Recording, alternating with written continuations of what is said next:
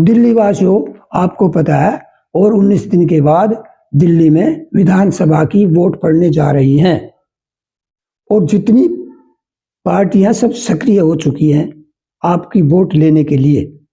आपने सोच समझकर किसी भी पार्टी को वोट देनी है, लेकिन कुछ बातें आपको याद रखनी होंगी, भूलनी नहीं होगी।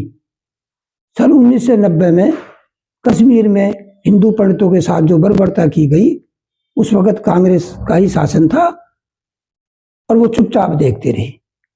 विधानसभा में भी केजरीवाल ने बैठकर उस कश्मीर में हुई बर्बरता को फर्जी बताया।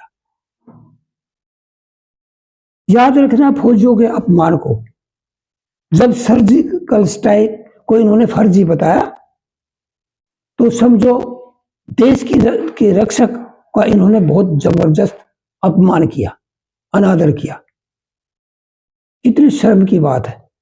जो देश की रक्षा के लिए अपनी जान गंवाते हैं, जो हम सबके लिए दिन रात सीमा पर पहरा देते हैं, ये उन लोगों का अपमान करने में जरा भी नहीं शर्माते। कन्हैया कुमार जेएनयू में, याद रखना, जो देश के टुकड़ों टुकड़ों के बांटने की बात करता है और अफजल की बात करता है, अफजल हम शर्मिंदा हैं, तेरे कातिल जिंदा हैं, तो ये तो संविधान को गाली हुई। ये देश के कहाँ हुए? ये अदालत को मानते नहीं, संविधान को मानते नहीं। अगर किसी ने उनको फांसी की सजा दी है तो कानून ने दी है, संविधान ने दी है, कोर्ट के द्वारा दी गई है। तो इसका मतलब ये ना तो इस कोर्ट को मानते, ना संविधान को मानते, ना कानून को न मानते। और कांग्रेस तो उसका समर्थन कर ही रही थी, तो केजरीवाल भी उनके बगल में जाके खड़ा था। कहने का मतलब, ना ये कभी आपके थे, ना है, ना कभी होंगे। और इन्होंने स्पष्ट कह दिया, हमें हिंदुओं की जरूरत नहीं है। हिंदुओं को तो ये देश से बाहर निकालने की बात करते हैं और केजरीवाल उसी पार्टी का समर्थन करता है। राम मंदिर का भी अपमान किया गया।